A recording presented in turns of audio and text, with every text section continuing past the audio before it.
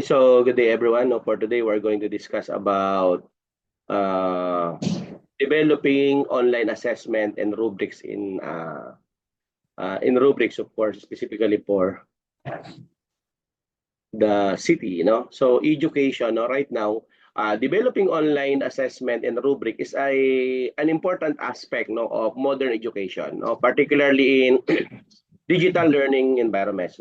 Effective online assessment and rubrics ensure that learning outcomes are met and provide meaningful feedback to learners. Uh, the primary purpose of developing online assessment is to evaluate whether students have met the learning objectives. Therefore, the first step is creating any assessment is to ensure that it aligns with the specific learning goals of the course. Online assessment must reflect what students are expected to learn and be able to do by the end of the lesson or module. So this alignment ensure that assessment are relevant and accurately measure the intended outcomes. What are the types of online assessment? There are various types of assessment that can be utilized in online learning environments, including formative and summative assessment.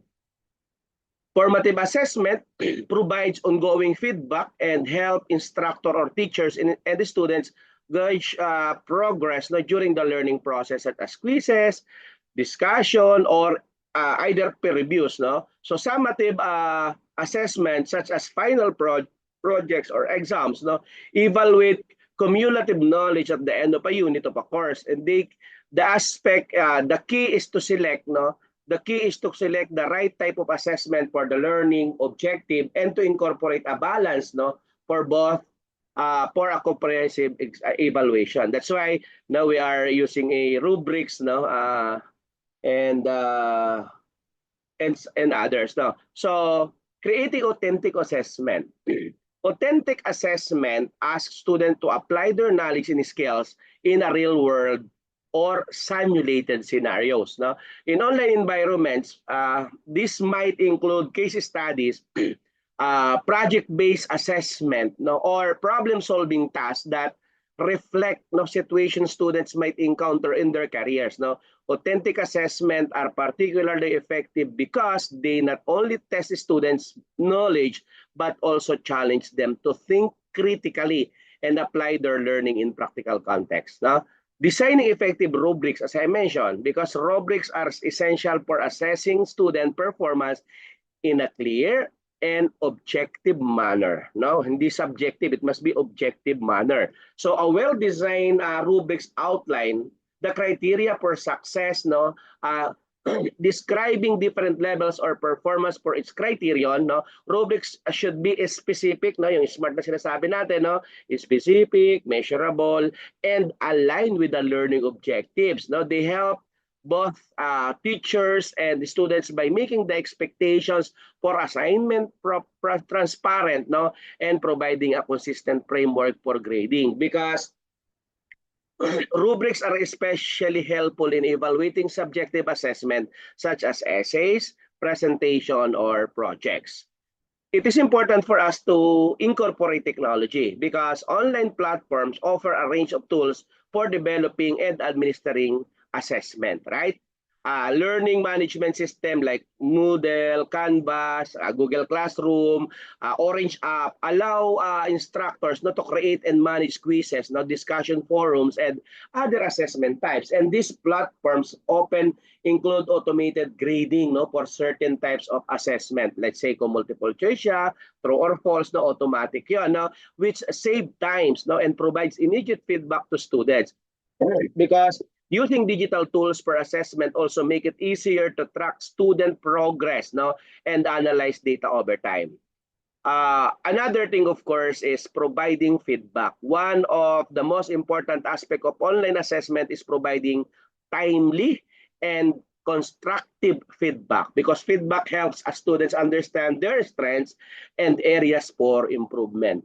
Teachers can use online platforms to give personalized feedback on assignment while also taking advantage of automated feedback or more objective questions. So rubrics also play a vital role in providing structure and transparent feedback as a student can see how they perform each other. Okay, so but before I may continue giving you some ideas no, related to this topic, I just want to play a video presentation provided by your classmate.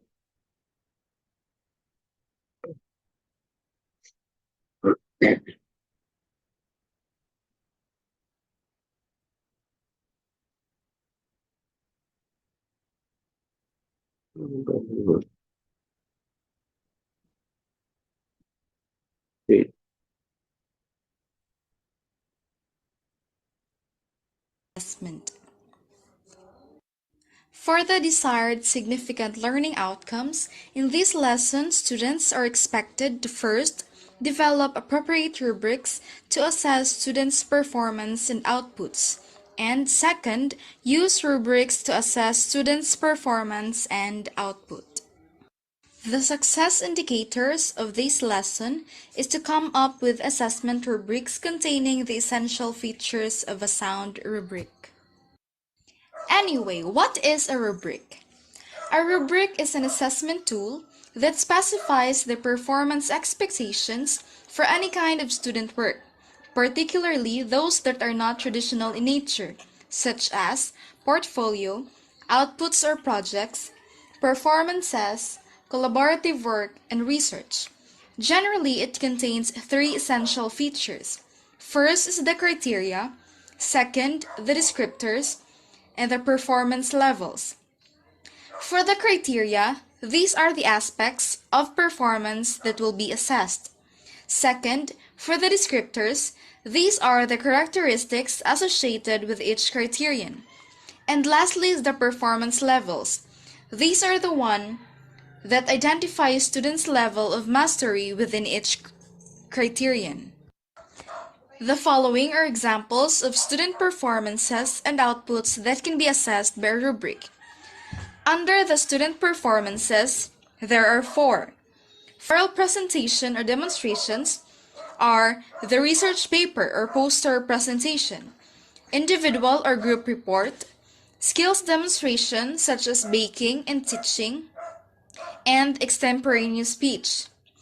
Under also the dramatic or creative performances is the dance recital, performance in a play or musicals, poetry reading and interpretation, and playing musical instruments.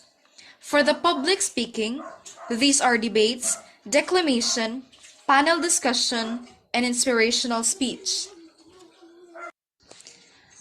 For the products or outputs, there are also four. Under visual products are paintings, collage, posters, and video presentations. Second is for the kinesthetic products, diorama, sculpture, dance recital, and wood carvings. Third is the written products. These are essays, poems, thesis or term paper, movie script or TV script. For the last is the verbal products. These are audio tapes, voice recording, speech scripts, which are to inform, to persuade, or etc. What are the different types of rubric? Rubrics are usually classified according to two different aspects of their composition. First is whether the rubric considers each of the criteria one at a time or all criteria together.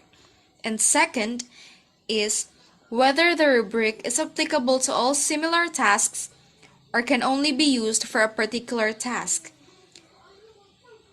There are four types of rubrics. First is the general or generic rubric. It contains criteria that are general and can be applied across tasks. This is the most convenient for teachers who do not have the time and skills in developing different types of rubric, as they can reuse them as the same rubrics for several tasks or assignments. However, the teacher may not be able to assess accurately the student's performance for a particular task. For example, the same rubric can be used to evaluate both oral presentation and research output. Second is a task-specific rubric. It contains criteria that are unique to a specific performance task to be assessed.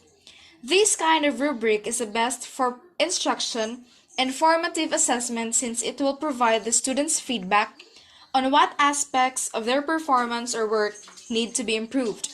However, developing analytic rubrics is time-consuming for teachers. For example, a rubric can only be used for oral presentation, and another rubric is applicable for research output. The third rubric is holistic rubric. A student's performance or output is evaluated by applying all criteria simultaneously, thus providing a single score based on an overall judgment about the quality of students' work. It does not provide a score on each individual criterion. One advantage of the holistic rubric is that it is quick to develop and used by the teachers. However, it does not inform students about their specific strengths and weaknesses, and thus may not be as sufficient and helpful in guiding them in providing their performance. For example, is the rubric for problem-solving activities, which entails scoring the student's overall ability to solve a particular problem or issue, and rubric for creative work such as painting, which gives an overall score for the student's creativity and skill. For the last is the analytic rubric. A student's work is evaluated by using each criterion separately, thus providing specific feedback about a student's performance or product or along several dimensions. This is most applicable for assessing a complex performance or product. One advantage is that it identifies the student's strengths and areas for improvement based on the criteria identified. Scoring with an analytic rubric, however, would entail more time than with a holistic rubric.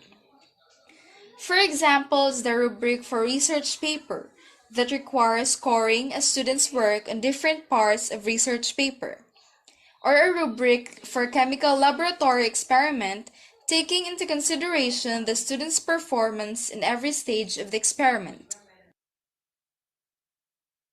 Now I will be giving you examples of a general or generic rubric that can be used to assess how a student, peer, classmate, or groupmate make a review or critique of one's work or performance.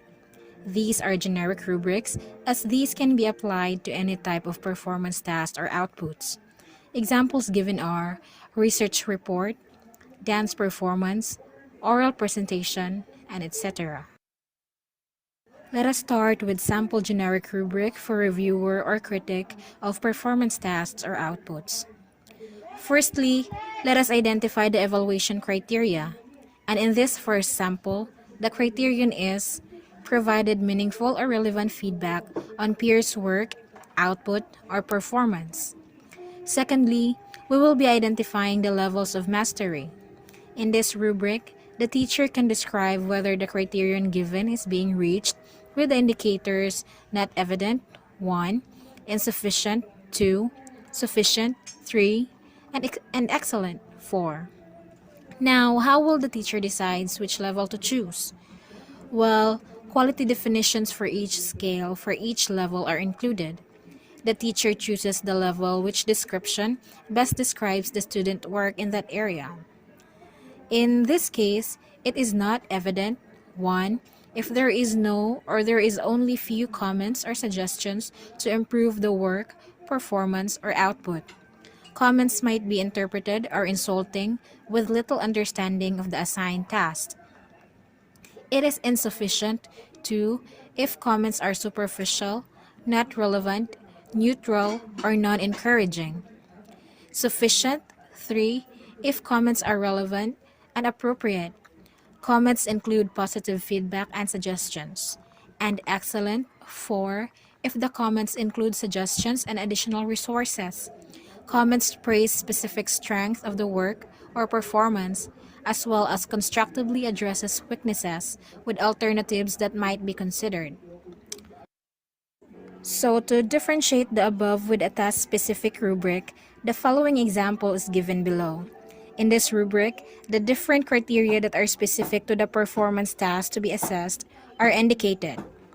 The criteria given are: first, provided meaningful or relevant feedback on the significance of the study.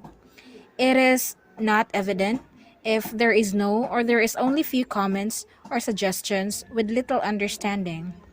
It is insufficient if comments are superficial and not relevant. It is sufficient if comments are relevant and appropriate, and excellent if comments include suggestions and additional resources regarding the construct or problem. The second criteria is provided meaningful or relevant feedback on the theoretical basis or conceptual framework of the study. It is not evident if there is only few or no comments or suggestions with little understanding. Um, Insufficient if comments are superficial and not relevant. Sufficient if comments are relevant and appropriate. And excellent if comments include suggestions and additional resources regarding the construct or problem. The third criteria is provided meaningful or relevant feedback on the methods.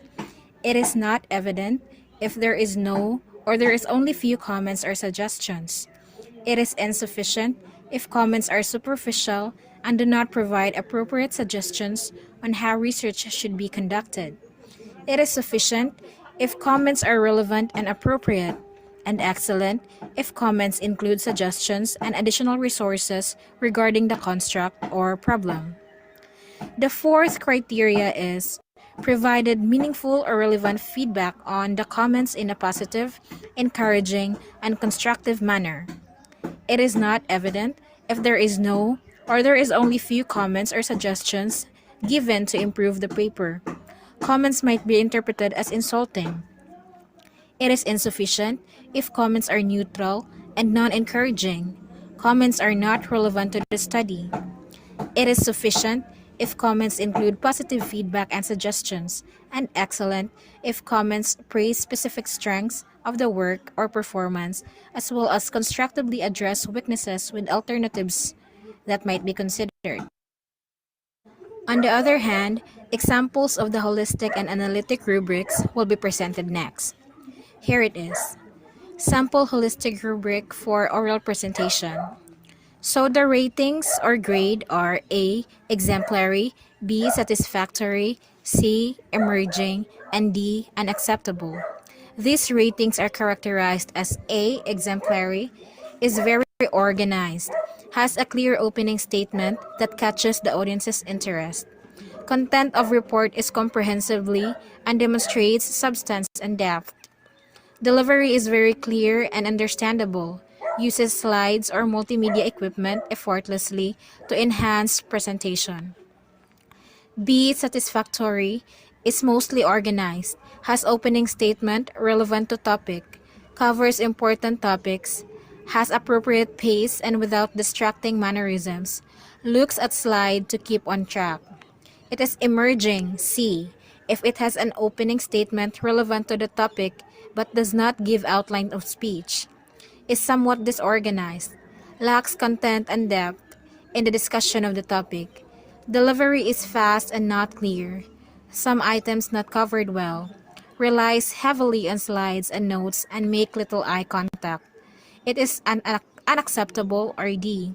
If it has no opening statement regarding the focus of the presentation, does not give adequate coverage of topic, is often hard to understand with voice that is too soft or too loud, and pace that is too quick or too slow. Just read slides, and the slides have too much text. This time, I will be giving you sample analytic rubric for oral presentation. Let me give you the standards for oral presentation first. These are organization, content, delivery, use of media, and response to questions. Let us start with organization. It is exemplary if it has a clear opening statement that catches audience's interest, maintains focus throughout, and summarizes main points. Satisfactory if it has opening statement that is relevant to topic and gives outline of speech, is mostly organized, provides adequate roadmap for the listener. Emerging if it has opening statement relevant to topic and but does not give outline of speech, is somewhat disorganized, and unacceptable if it has no opening statement or has an irrelevant statement, gives listener no focus or outline of the presentation. Next standard is the content.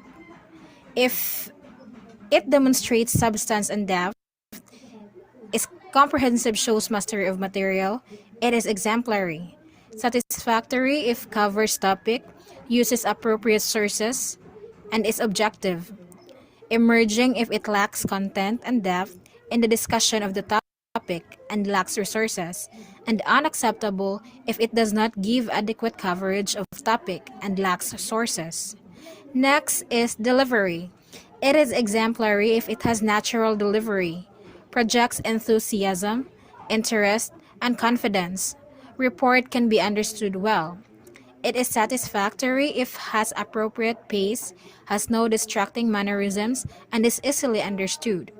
It is emerging if the delivery is fast, some items not covered well, and not understandable, and unacceptable if it is often hard to understand, has voice that is too soft or too loud, has a pace that is too quick or too slow, and demonstrate one or more distracting mannerisms.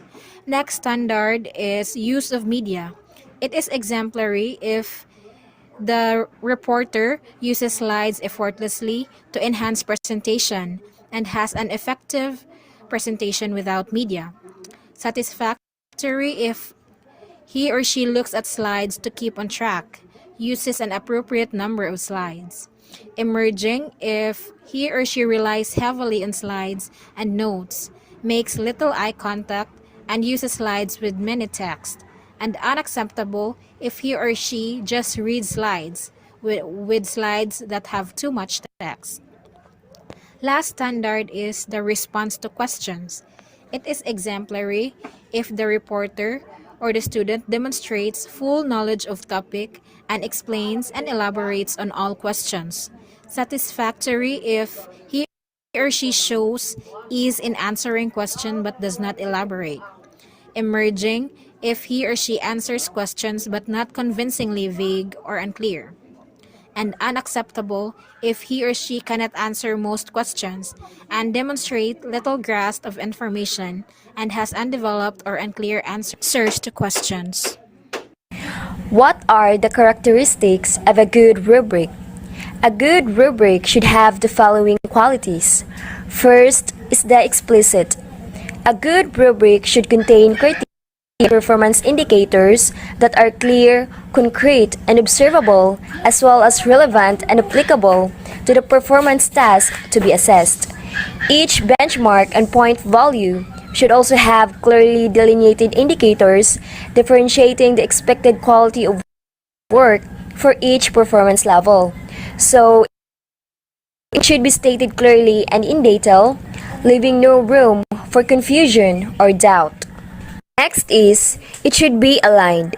A good rubric should contain criteria that are aligned with the expected quality of performance for a particular task or assignment, as well as with the intended level of learning outcomes in the subject. So, in making a good rubric, it must have a list of specific criteria to be rated. This should be unidimensional, so students and raters know exactly what are the expectations are. Third, it should be authentic. A good rubric should include criteria and performance indicators or descriptors that are meaningful and require application of real-life skills. It means being actually and exact what is claimed. It should contain fact. Next is, it should be valid. A good rubric should be able to measure what it intends to measure. A rubric possessing validity scores what is central to the performance and assignment, not what is easy for the eye to see and simple for the teacher to grade. And lastly, it should be diagnostic. A good rubric should be able to communicate to the students what are expected of them in the course. So, it allows them to reflect on their performance and provide opportunities to improve on areas that they did not do well. Rubrics are great for students They let students know what is expected of them and demystify grades by clearly stating in ages appropriate vocabulary. They also help students see that learning is about gaining specific skills, both in academic subjects and in problem solving and life skills. These characteristics of a good rubrics also helps teachers authentically monitor a student's learning process and develop and revise a lesson plan. They provide a way for a student and a teacher to measure the quality of a body of work. What are the basic steps in developing a rubrics? So, there are 5 basic steps in developing rubrics for assessing students' performance and product. First is to determine the learning outcome and the performance task to be evaluated. It is important to be clear about the learning outcomes and the specific performance task that will be evaluated. Choose tasks that are essential, aligned with desired learning outcomes, authentic, involves meaningful and real-life application of skills. Complex, contains numerous possibilities for application, extensions, and connection of knowledge and skills. Feasible, can be done given the time constraints and availability of resources. And measurable, it can be observed and measured. Next is identify the quality, attributes, or indicators of the performance task. Next, you need to identify and list all possible attributes or indicators of a good performance. These can be based from your own expectations and benchmarks, exemplars of work that reflect key standards. You may explore and specify the skills, knowledge, and or behavior that you will be looking for to describe the standard in one's performance.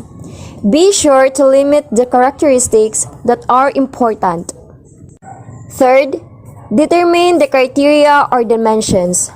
Cluster the list of attributes and or indicators into possible groups or categories and label the categories. This will form the criteria for assessment. For example, in a dance performance task, all attributes that pertain to how well the students execute the dance in terms of movement, body position, placement in stage, and dance style can be grouped under the criterion. Technical skills. You can also include criteria in terms of the components of a performance task. For example, for a research report rubric, you can include as a criteria the different parts of a research, such as introduction, method, data gathering and analysis, conclusions, and recommendations. Likewise, for a chemistry laboratory report, you can include as dimensions introduction, materials or equipment, procedure, data, results, and analysis. Keep in mind that only relevant criteria should be included in the rubric. You also need to determine what type of criteria, content, process, quality, or impact, and rubric.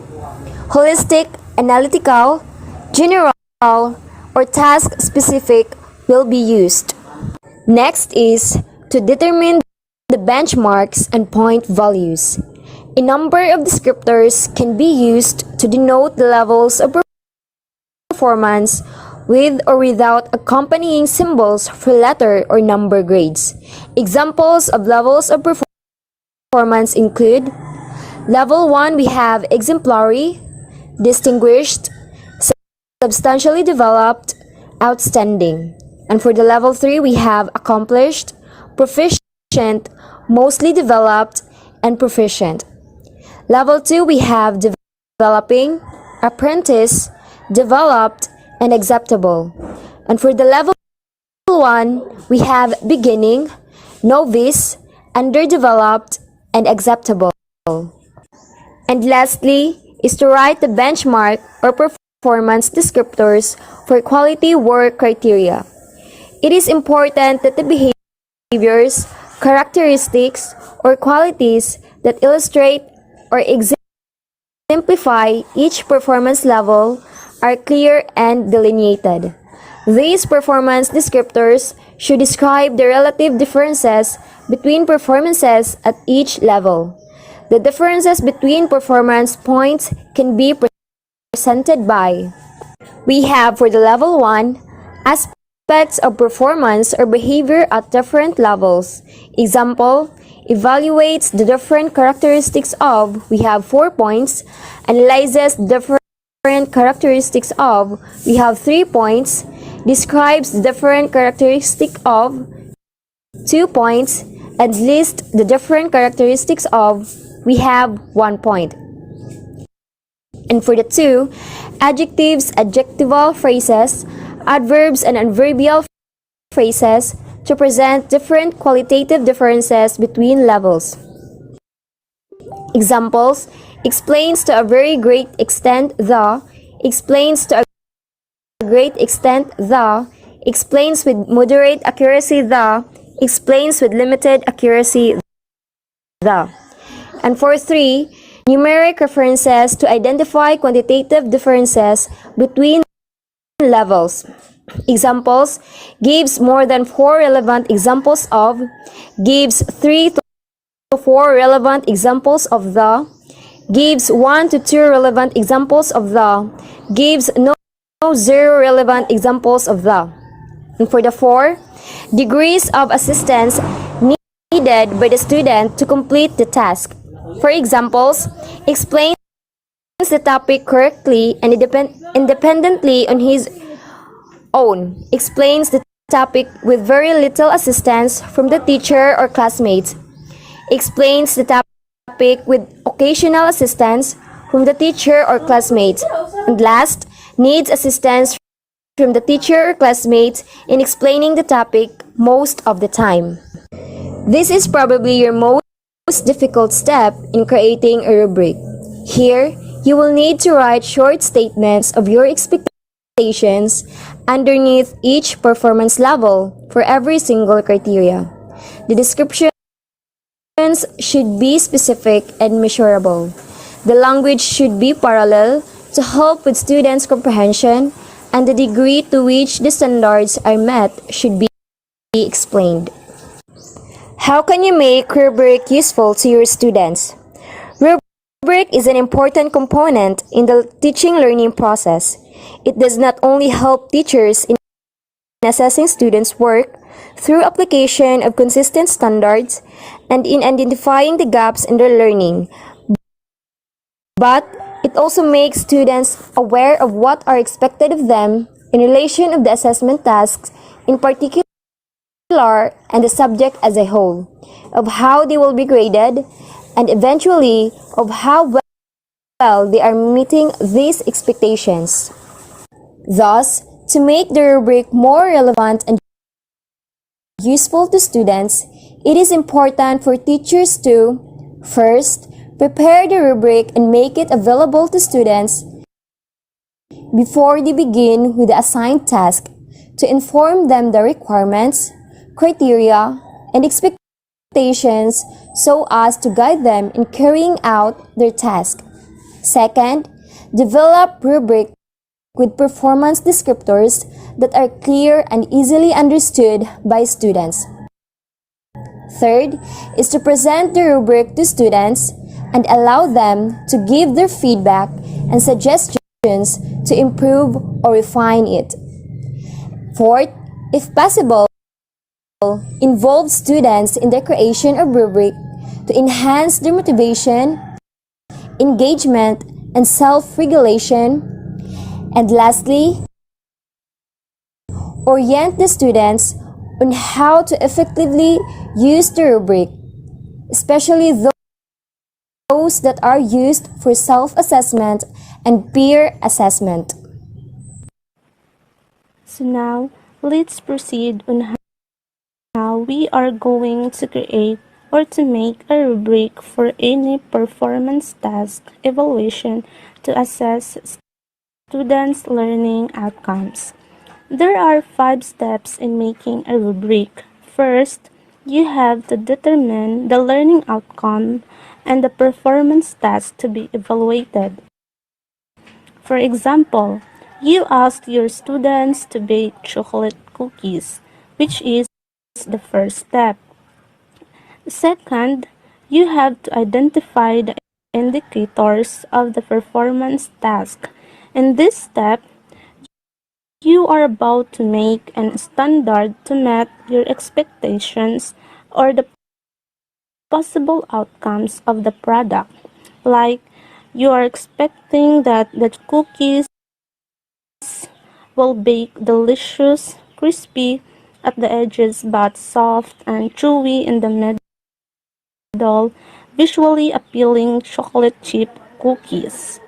The third one is you have to determine the measurable criteria.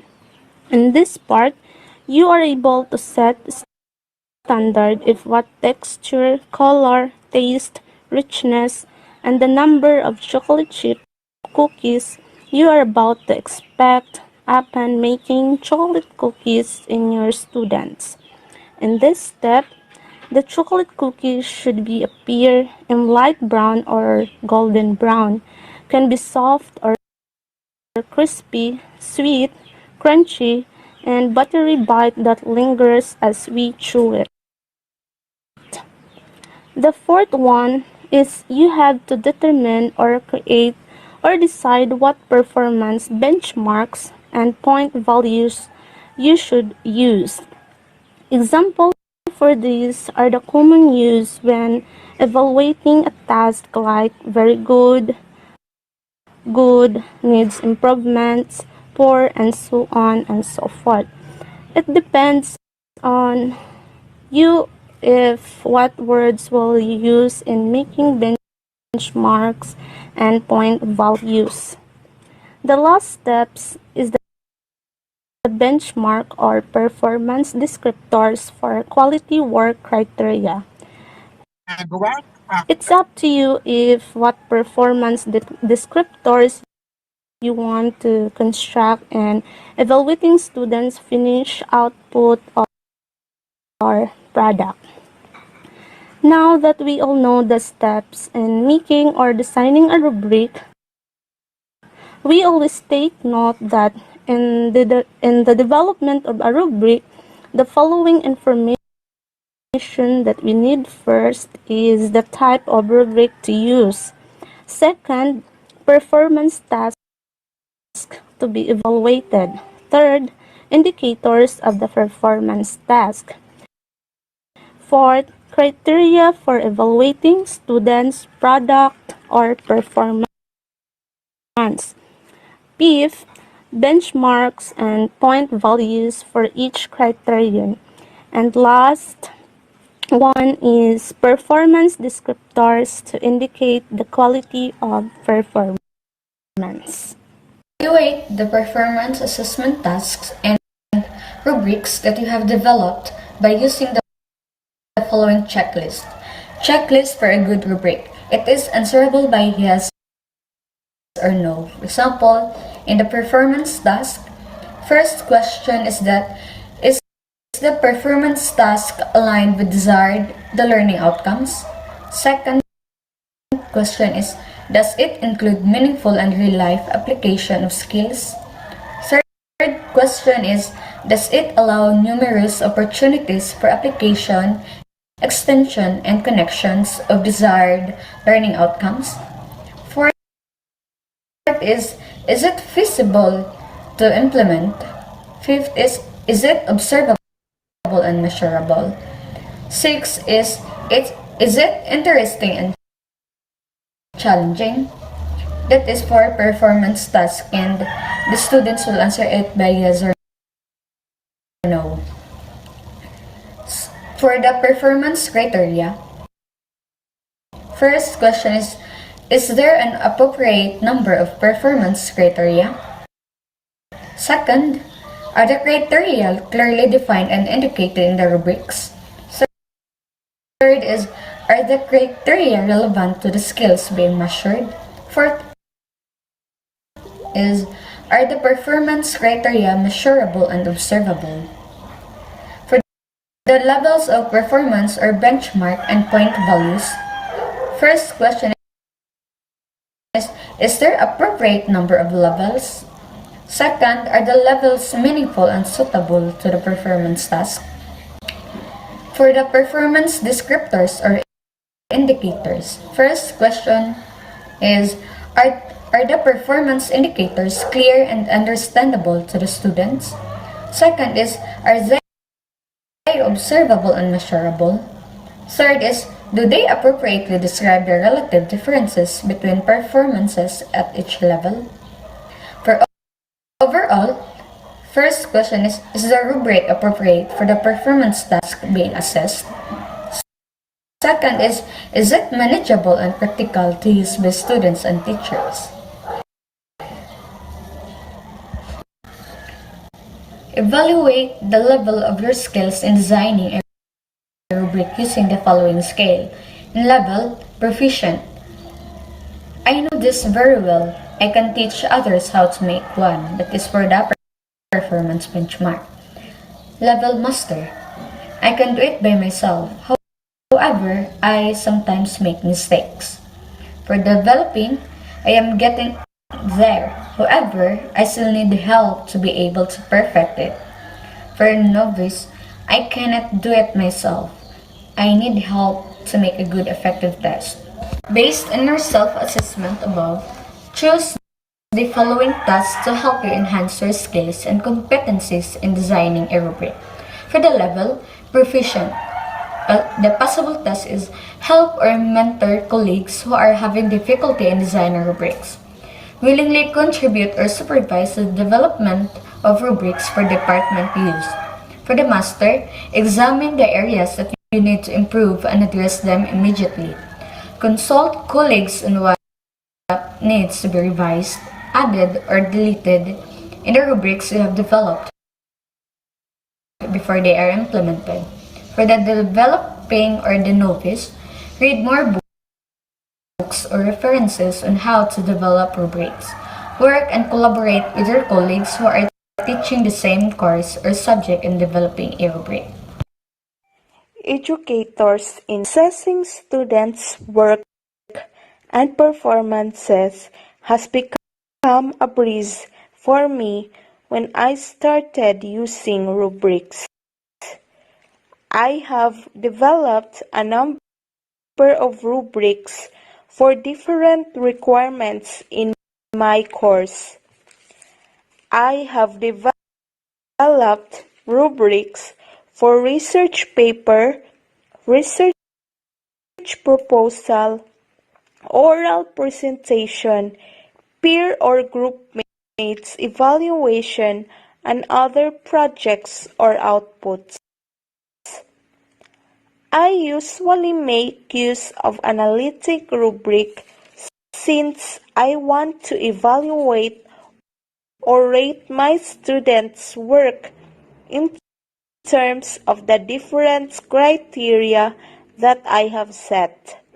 For example, for a research paper, the rubric includes as basis for assessment the different parts of a research paper such as introduction, method, results, conclusion, and recommendations.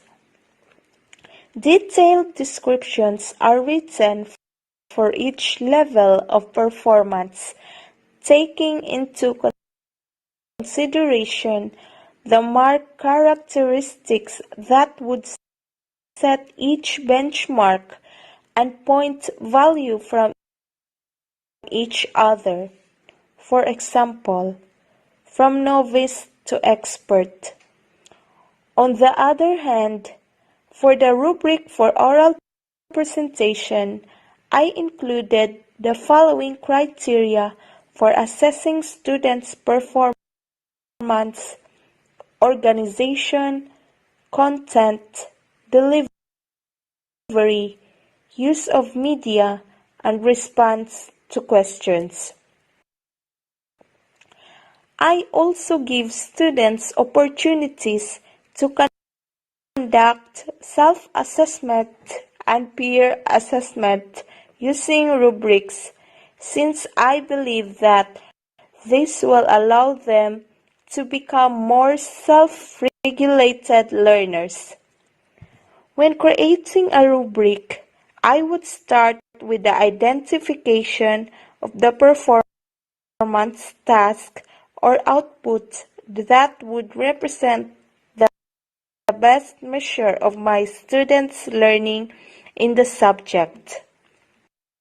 For example, in my research class, my end of the term requirements is a full-blown research output which includes all the necessary components from introduction to recommendation and references. I identify and specify the attributes for each performance level, starting off with the attributes that characterize the best performance level and down to the least acceptable performance. For me, the difficult part in the development of rubrics is the writing of descriptions for each performance level. It is hard to differentiate and describe what makes one level of performance apart from another level. For example, how different are the characteristics of an accomplished from a proficient user of media or visual aid materials during oral presentation? To help me with this, I just make it a point that I include and emphasize quantity and or quality that I expect for each level of performance as criteria and keep the elements of the description parallel from one performance level to the next. I either use levels of cognitive thinking, qualitative and quantitative. Good day, everyone. So this time I'll be discussing to you Lesson 6, which is entitled Process in Developing and Using Rubrics for Alternative Assessment. For the desired significant learning outcomes, in this lesson, students are expected to first develop appropriate rubrics to assess students' performance and outputs, and second,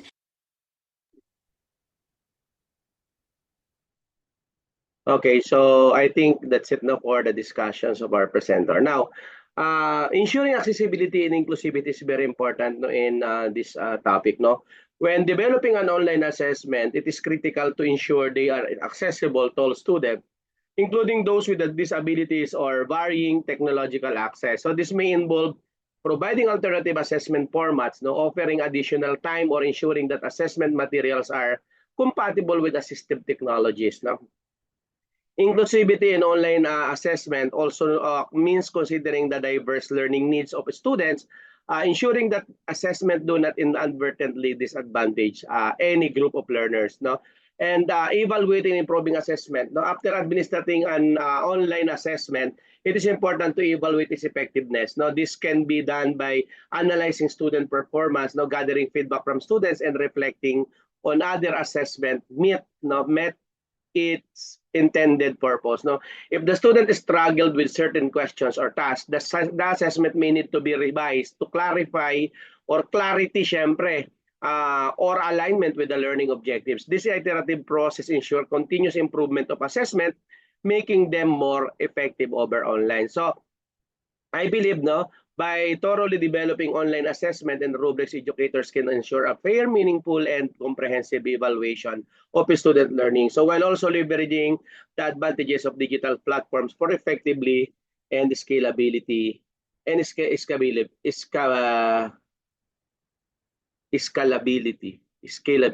No?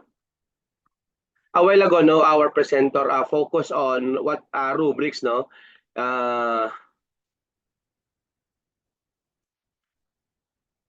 Syempre, it's too easy for us not to evaluate yung mga multiple choice, true or false, but it is very challenging for us using yung mga essays, no, projects, no, presentation, and so on.